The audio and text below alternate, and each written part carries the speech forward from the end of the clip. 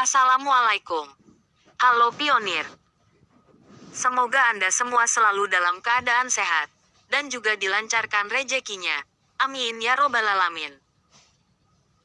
Di sini kami akan membagikan sebuah informasi, yang insya Allah, ini bisa memberi semangat kepada pionir semua.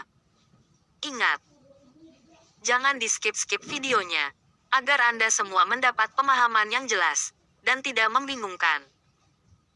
Harap perhatiannya semua, dan mari kita mulai. Jakarta, Investor.id, G20 telah menyepakati referensi sebagai rujukan bagi negara-negara anggota dalam menetapkan regulasi dan supervisi terhadap transaksi produk kripto dan stablecoin.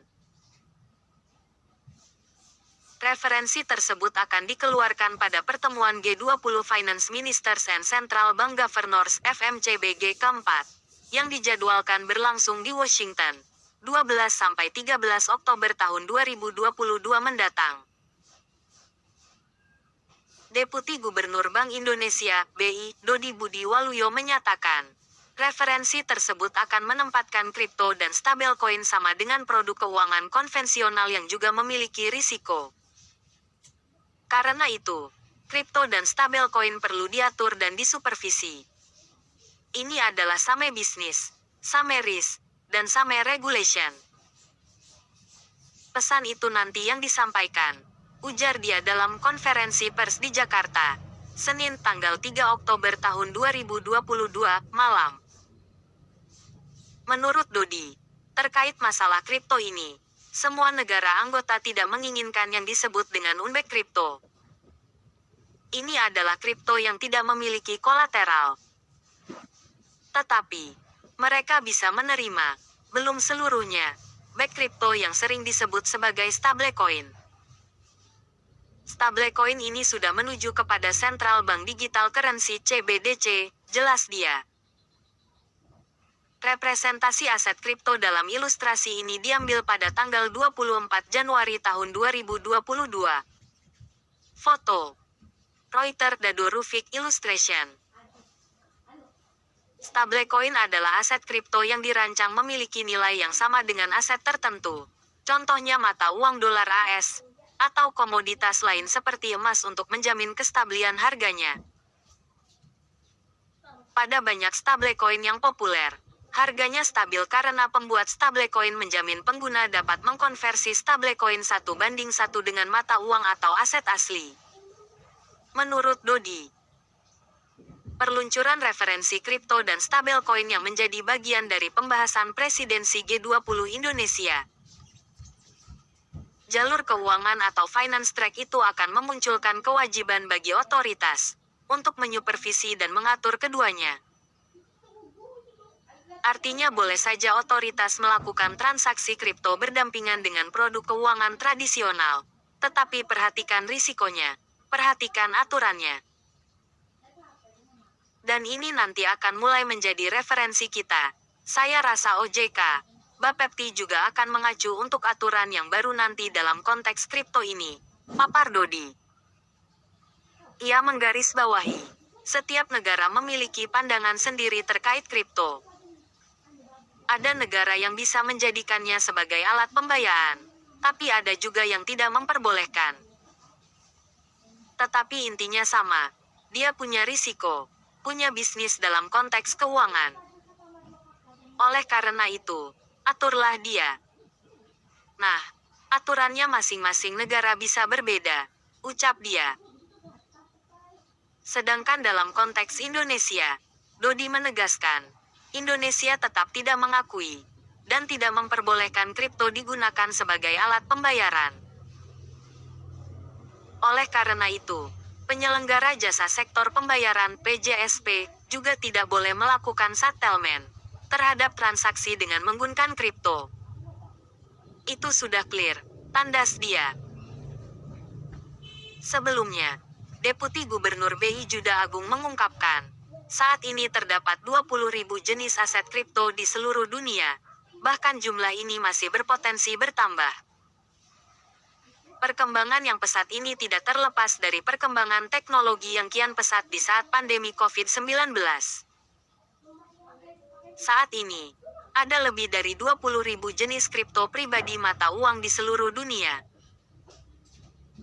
Jumlah tersebut diprediksi akan terus bertambah dari waktu ke waktu. Dan dana yang mengalir ke mata uang kripto pribadi juga akan terus bertambah dari waktu ke waktu, ucap dia. Masifnya penggunaan kripto di seluruh dunia menjadi faktor mendasar bank sentral di berbagai negara untuk mengkaji secara mendalam mengenai Central Bank Digital Currency (CBDC). Terlebih, perkembangan aset kripto yang semakin pesat menimbulkan kekhawatiran munculnya risiko keuangan, sejalan dengan tingginya kapitalisasi pasar yang dikombinasikan dengan adopsi yang kuat. Editor Nasori @investor.co.id. Sumber Investor Daily. Dan ada tambahan pendapat dari sahabat pionir kita di bawah ini. Silahkan disimak.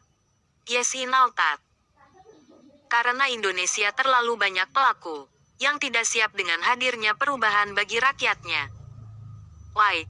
Tonggam L. Tobing Ketua OJK tidak ada hubungannya dengan kripto.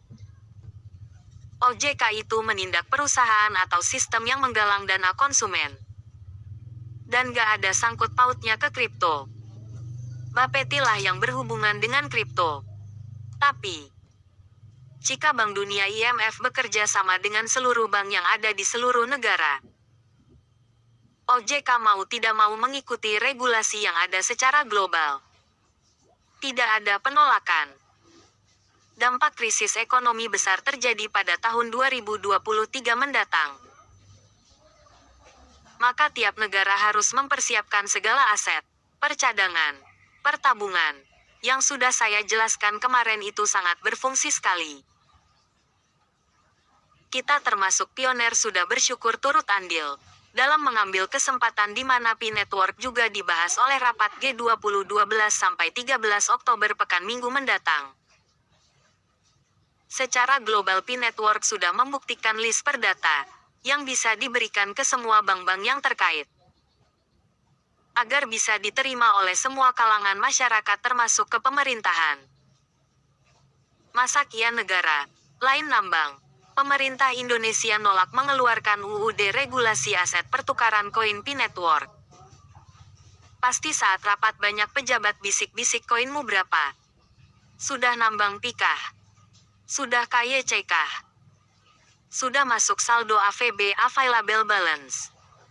Ingat pejabat ya pioner sama seperti kita. Kan sama kayak kita kalau ketemu perkopdar yang ditanya itu. Mereka berharap besar Pi bisa menolong negaranya secara global. Hayo kepo ya pioner. Ini prasangka yang baik. Jadi kitalah yang harus berpikir optimis dan modal yakin di Pi Network. Insya Allah diterima. Berpikir positif Syah. Selagi kita berada dalam kendaraan yang tepat, maka kitalah miliardernya. Yuk kita doakan dan buktikan kepada para penonton kita. Sekian. Bagaimana menurut Anda pionir? Percaya atau tidak? Itu keputusan Anda. Di sini kami hanya berbagi informasi dan edukasi. Kami tidak meminta Anda untuk percaya kepada kami. Namun carilah kebenarannya, dan pahami dengan benar, apa yang kami informasikan ini, hoaks atau sebuah fakta. Pikirkan dengan akal sehat Anda masing-masing. Sekian, terima kasih atas perhatiannya. Untuk video kali ini, kami cukupkan sampai di sini dulu. Dan sampai jumpa di video-video selanjutnya. Jangan lupa untuk berlangganan di channel kami ini. Anda hanya perlu like and subscribe, dan jangan lupa aktifkan notifikasi launchingnya, agar saat kami upload video terbaru ke depannya, tentunya Andalah yang akan lebih awal menerima notifikasinya. Terima kasih. Salam semangat. Salam satu petir sahabat pionir semua. Assalamualaikum.